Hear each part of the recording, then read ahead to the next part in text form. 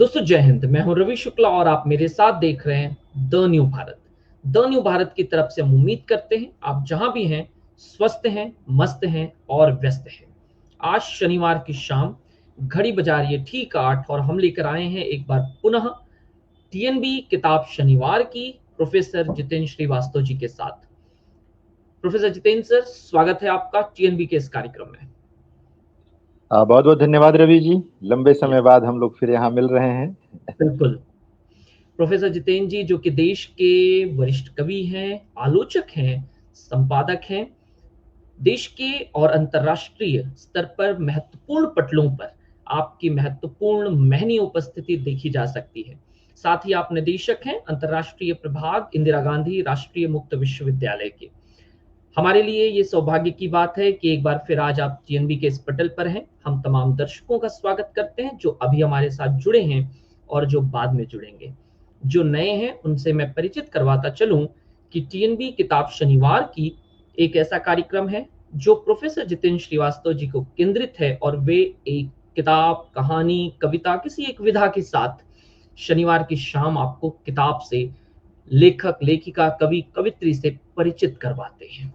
और आज आदरणीय सर ने किताब लाई हुई है जिसका नाम है चुप्पी।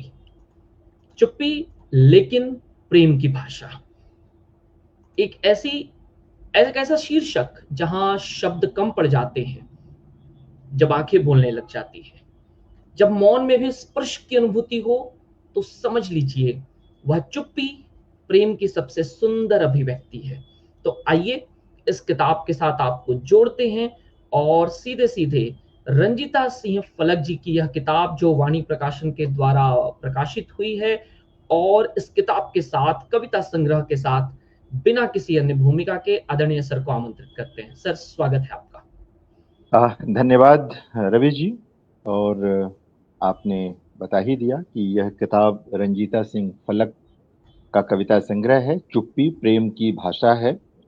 रंजीता सिंह लंबे समय से कविताएं लिख रही हैं, अदब की दुनिया में हैं। वो बहुत सक्रिय रहती हैं, साहित्यिक आयोजन भी करती हैं। लेकिन आज हमारा सरोकार उनका यह कविता संग्रह है। आज हम लोग इसी पर बातचीत करेंगे। प्रेम कविताएं बहुत लिखी हैं रंजीता सिंह ने, अब भी लिखती हैं। इस संग्रह को देखते हुए सामान्यतः यह महसूस होगा किसी को भी कि यह भी प्रेम कविताओं का ही संग्रह है, लेकिन यह सिर्फ प्रेम कविताओं का संग्रह नहीं है। यह जरूर है कि इस संग्रह का कोई अगर प्रोटोप्लाज्म बनता है, इस संग्रह का कोई जीव द्रव्य अगर बनता है, तो वह प्रेम जरूर है। बहुत अच्छी प्रेम कविताएं हैं इस संग्रह में कुछ, लेकिन इससे इतर भी पिता के लिए, माँ के लिए, भाई के लिए कविताएं हैं। आखिरी कविता पुरुष वर्ग को एक तरह से संबोधित और समर्पित कविता है। हम क्रमशः उसकी चर्चा करेंगे, बात करेंगे। लेकिन प्रथम बात यह कि अ, रंजीता सिंह फलक अपनी कविताओं के लिए जो प्रेरणा ग्रहण करती हैं, अपनी कविताओं के लिए जो एक तरह से ऊर्जा वो ग्रहण करती हैं, वह प्रेम से ही ग्रहण करती हैं। और वह प्रेम लगभग अपने सभी रूपों में, वह प्रेम इनकी कविताओं में आपको दिखाई देगा। वो स्त्री पुरुष संबंध वाला प्रेम भी, जो प्रेम का सबसे व्यापक और सबसे जाना पहचाना रूप है, उस रूप में भी। और प्रेम के जो अन्य रूप हैं हमारे समाज में, परिवार में, जीवन में उपस्थित हैं, वो सब दिखेगा यहाँ पर। किताब जैसा कि आप देख रहे हैं बहुत सुंदर ढंग से छपी है, प्रस्तुत हुई है। रंजीता की कविताओं की जो मुझे सबसे उल्लेखनीय विशेषताएं लगती हैं, उनमें एक विशेषता तो यही है कि स्फीति नहीं है उनकी कविताओं में। वो जानती हैं कि कितना कहना है, कब कहना है, कैसे कहना है। बहुत सारे कवि यह नहीं जान पाते। रंजीता सिंह ये जानती हैं, ये महत्वपूर्ण बात है। मैं उनकी कविताएं जब पढ़ रहा था, इस संग्रह से जब मैं गुजर रहा था, तो बार बार मैंने महसूस किया कि इस कवि को, इस कवित्री को यह पता है, अपना विषय पता है और हम्म। हुनर पता है कि कैसे कहना है। शायद इस कारण भी ये ऐसा हुआ होगा कि रंजीता सिंह छंद में भी लिखती रही हैं। छंद का भी अभ्यास है इनको, तो वह कारण भी है। अक्सर ऐसा देखा गया है, आजकल अब छंद की कविता उस तरह चलती नहीं, गजलें आजकल कही जा रही हैं। गजलें कहने वाले एक पूरी पीढ़ी आ गई है, गीत लिखने वाले लोग भी हैं, लेकिन जो समकालीन हिंदी कविता का मूल चरित्र है वो मुक्त छंद का है।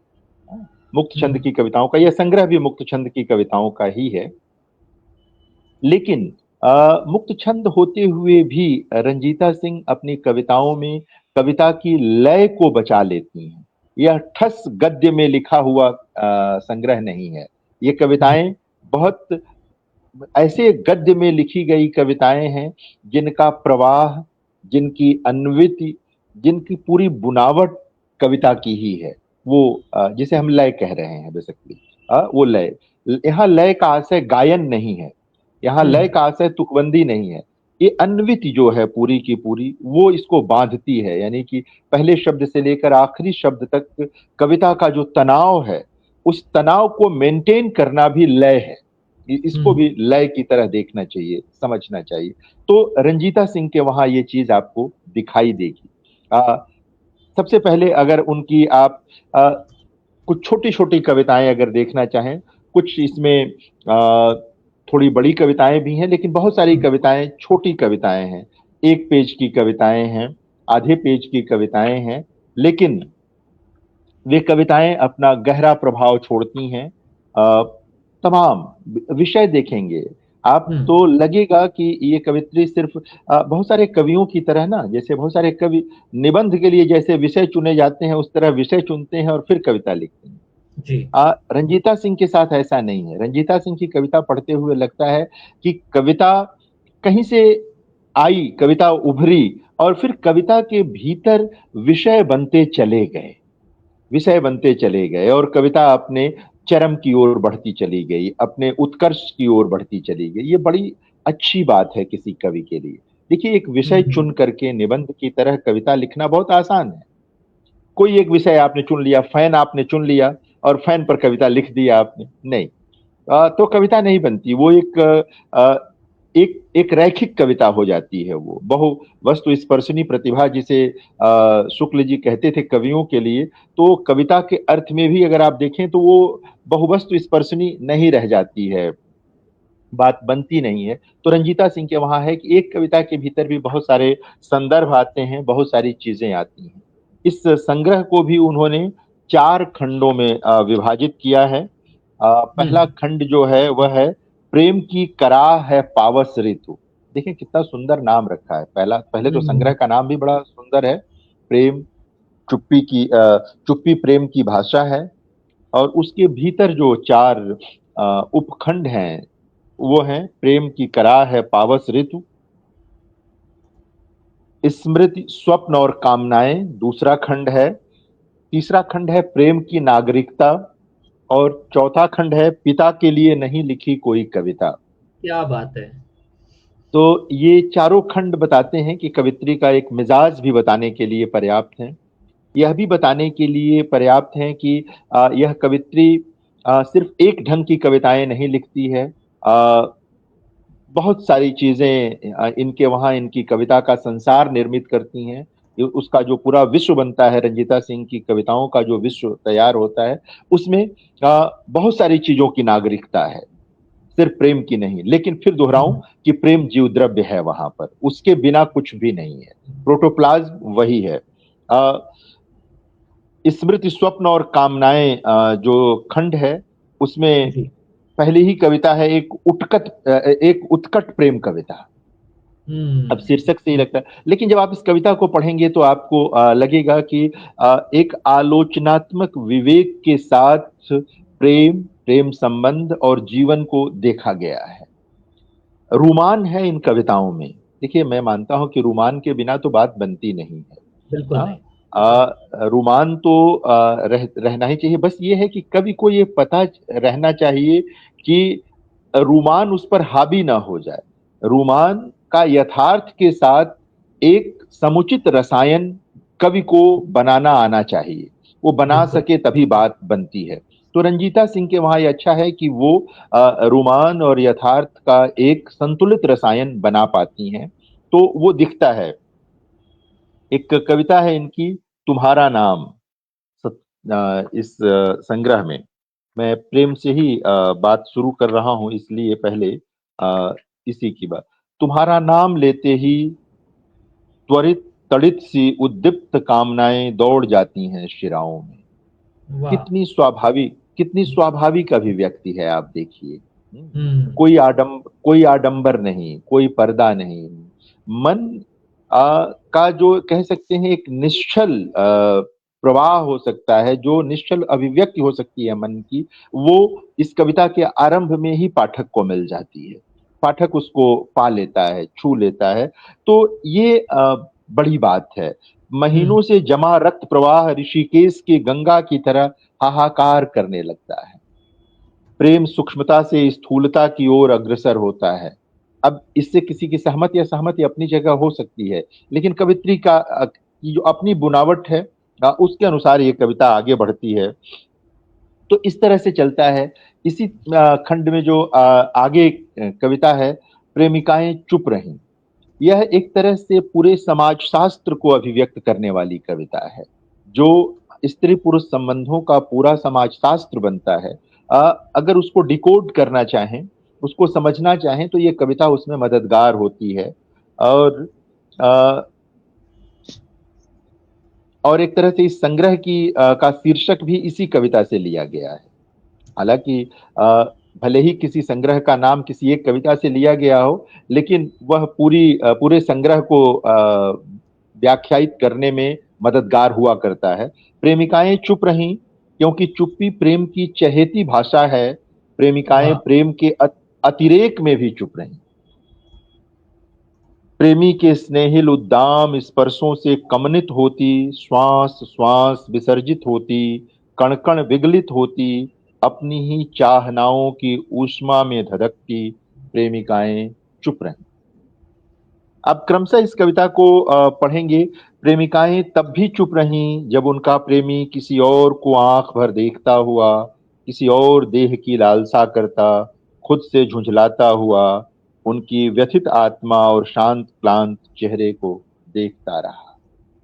तो मैं जैसा निवेदन कर रहा था कि जो स्त्री पुरुष संबंधों का पूरा व्याकरण है, उसको भी डिकोड कर सकते हैं आप इस कविता के माध्यम से। और जो हमारा पूरा समाज शास्त्र है, हमारी जो पूरी सामाजिक संरचना है, अ, उसको भी समझ सकते हैं इस कविता से।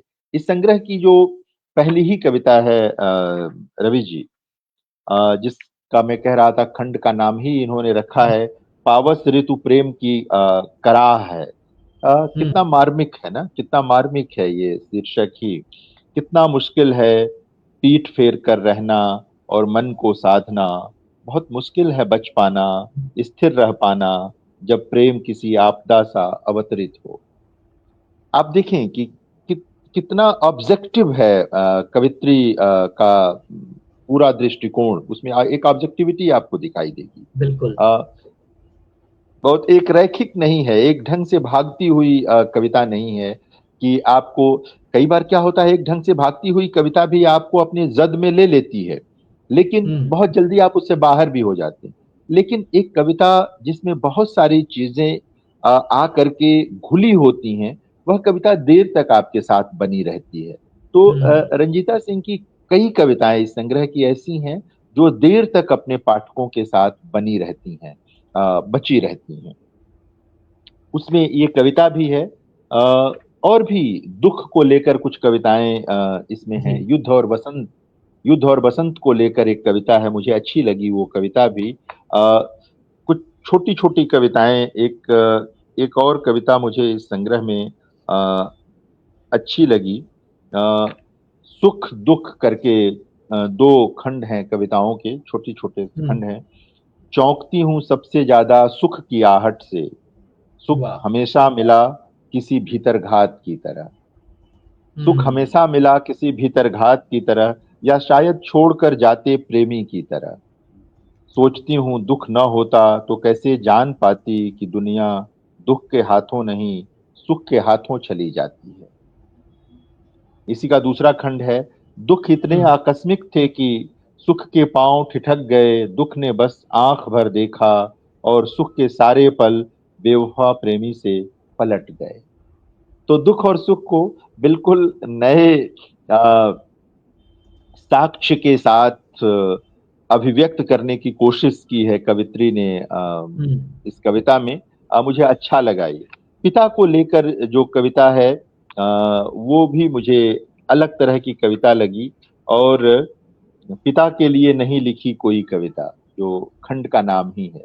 अक्सर एक समय था हिंदी कविता में जब संबंधों पर बहुत कविताएं लिखी गईं, लेकिन तब भी पिता पर बहुत कम कविताएं हुई। माँ पर बहुत कविताएं लिखी गईं, बहनों पर बहुत कविताएं लिखी गईं, जी। लेकिन पिता पर बहुत कम कविताएं तब भी लिखी गईं। बाद के दौर में लिखी गईं, क्योंकि हमेशा ये देखा गया है कि संतान का रिश्ता खासकर मध्यवर्गीय परिवारों में विशेष तौर पर पिता के साथ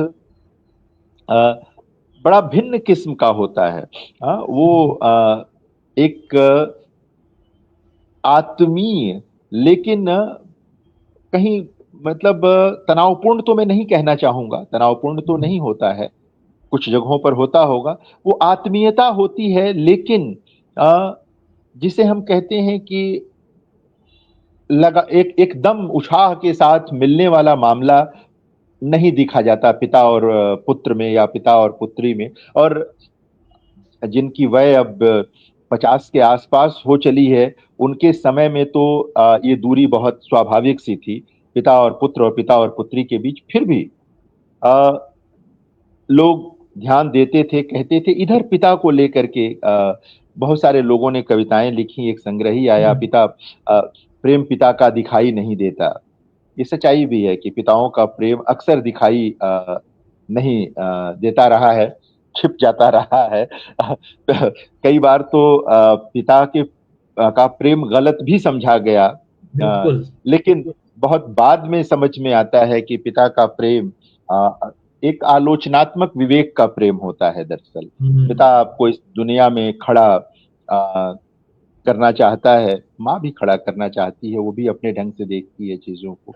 तो यह कविता पिता के लिए नहीं लिखी कोई कविता बहुत अच्छी कविता है। पिता को याद करते हुए, अल्जाइमर से ग्रस्त होते पिता, डिमेंशिया की ओर बढ़ते पिता को सिर्फ बेटी का नाम याद रह जाए स्मृति में, तो ये कोई मामूली बात नहीं है। और कविता दरअसल ये पूरी कविता उसी पंक्ति में है कहीं, और तो सारी डिटेलिंग है, डिटेलिंग से हम अर्थ निकाल लेते हैं।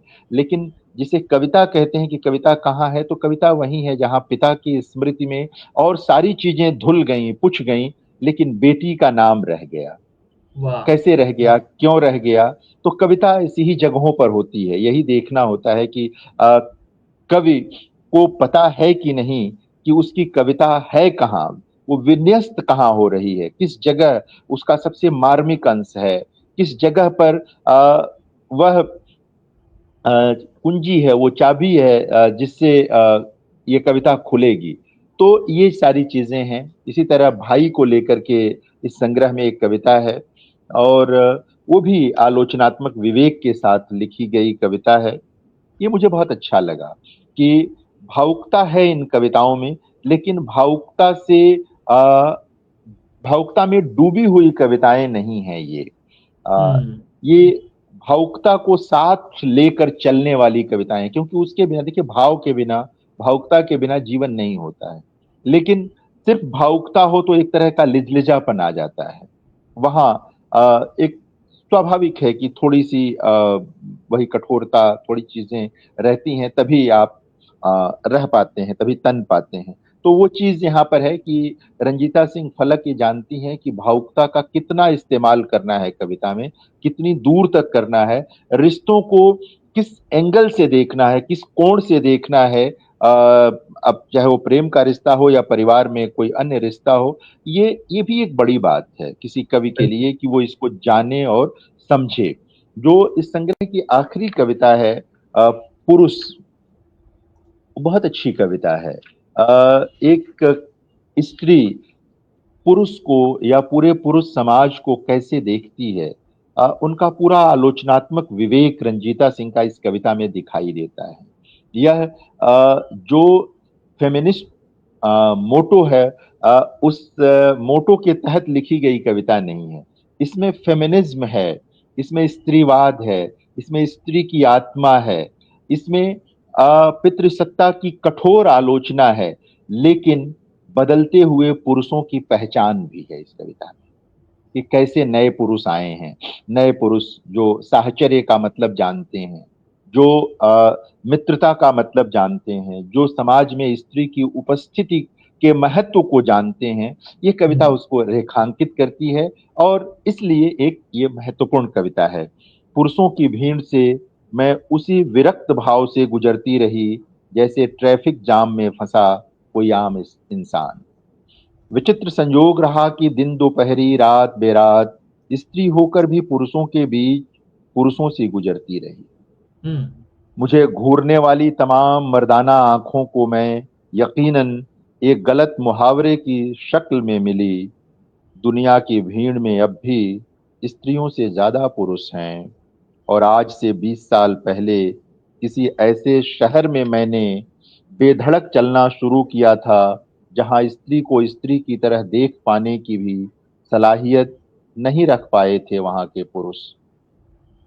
बहुत दिनों तक दबा दबा सा शोर गूंजता रहा आस पड़ोस चौक चौराहे पर। अचानक फूटे बलून की तरह कुछ फिक्रे ठीक कानों के नीचे गिरते, फिक्रे कमर तक की चोटी में उलझ उलझ पीठ पर खरोंच पैदा करते। कमर तक की चोटी को कंधे तक के 3 स्टेप में काट उन फिक्रों की चुभन से मैंने मुक्त होने की कोशिश की। फिक्रे फिसल कर धप्प से जमीन पर गिरने लगे। गिरे हुए फिक्रों को मैं जूती की नोक से कुचल आगे बढ़ने लगी। पुरुषों की दुनिया में पीठ छेलती भीड़ के बीच से रोज रोज गुजरते हुए यकाएक मिले स्त्रियों से भी ज्यादा कोमल और सखियों से सगे कुछ भरोसेमंद और प्रबुद्ध पुरुष। उन्हें कुछ पुरुषों की वजह से सूखते रहे पांव के छाले, मिटती रही पीठ की खरोंच, मिलता रहा जी सकने भर का सुकून। किसी पुरुष की आंखों में ही मैंने पहली बार देखा अपना चट्टान सा व्यक्तित्व और लिया कभी न टूटने का संकल्प। किसी पुरुष के वात्सल्य भरे हाथ ने ही मुझे संभाला हर आघात में। उन चंद पुरुषों ने ही मुझे सिखाया कि दुनिया सिर्फ भीड़ नहीं और स्त्री होना कोई अपराध नहीं। उन पुरुषों ने दिया मुझे मनुष्य होने का सम्मान, विश्वास और मैत्री जैसे शब्द उनसे मिलकर ही सार्थक हुए। उन हाथों ने इंगित किए हमेशा सही राह मेरी सिसकी मात्र पर सजल होते और मुझे धीर धराते पुरुषों ने ही बचाया मेरा खंडित होता आत्मबल अपनी व्यवस्थाओं पर। बुक्का फाड़ कर रोते वक्त मैंने नहीं देखा उनका पुरुष होना। पुरुषों की भीड़ से विरक्त गुजरते हुए मैं कई बार ठहरी उन तमाम पुरुषों के पास जो भीतर से स्त्री थे और आचरण में पूरे के पूरे मनुष्य। तो जैसा मैं कह रहा था कि यह कविता एक अच्छा रसायन तैयार करती है और इत्तेफाक देखिए कि रंजीता सिंह फलक की पढ़ाई रसायन विज्ञान में हुई है। उन्होंने एमएससी जो है उन्होंने रसायन शास्त्र में ही किया है, केमिस्ट्री में वो एमए है।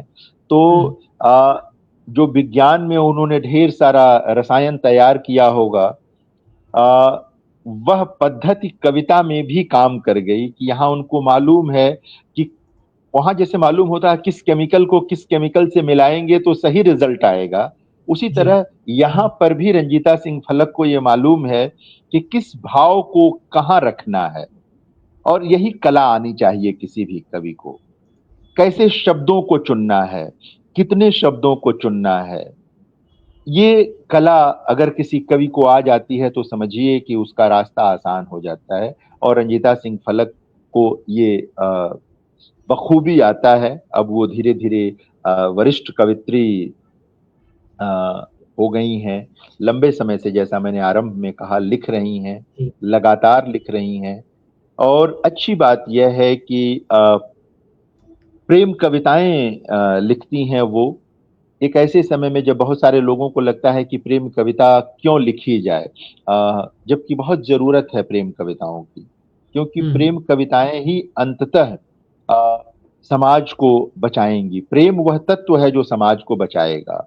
उसका जो प्रेम ही वह तत्व है जो पारदर्शी ढंग से हमें समाज को देखने में मददगार होता है। तो मुझे बहुत अच्छा लगा रवि जी इस संग्रह से हम्म। गुजरते हुए।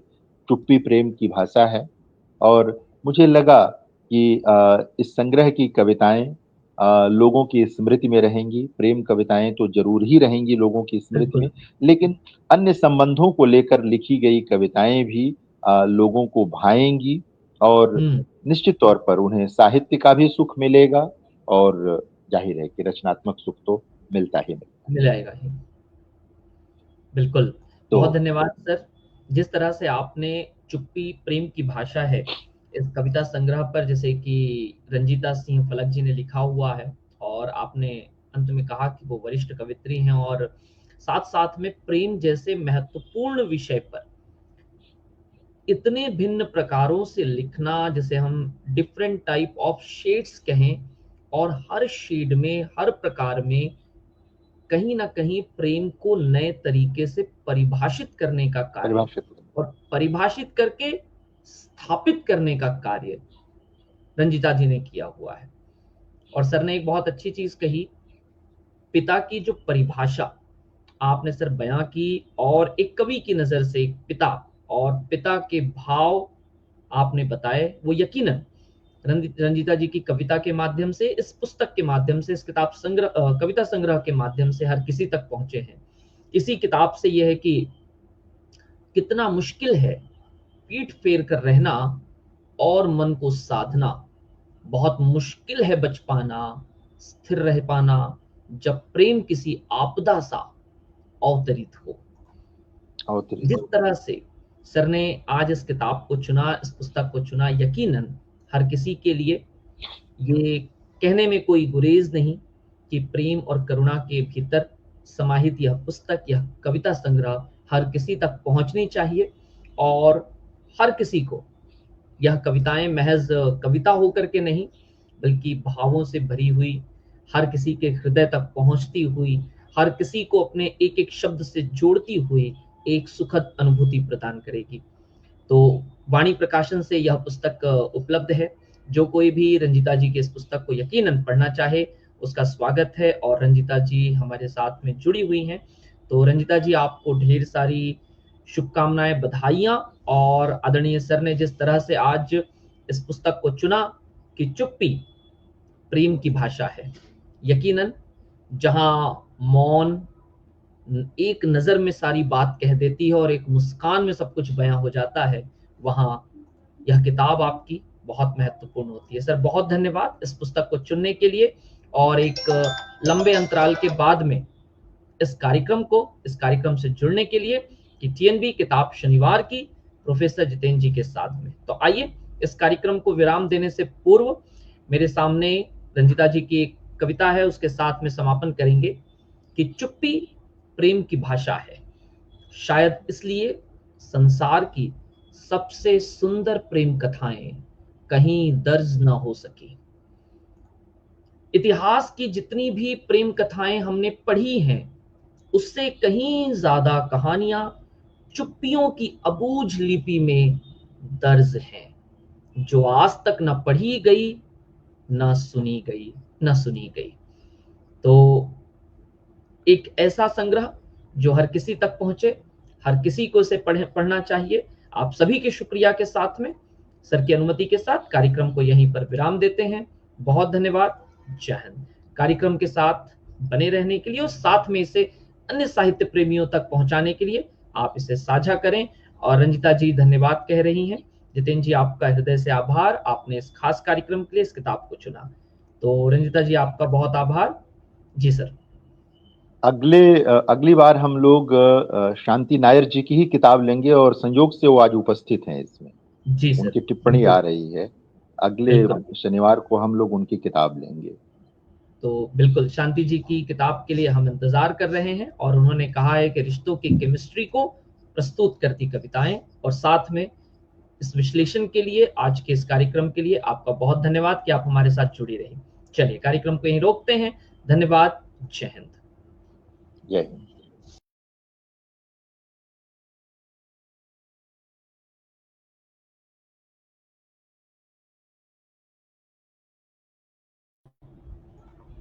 हिंद।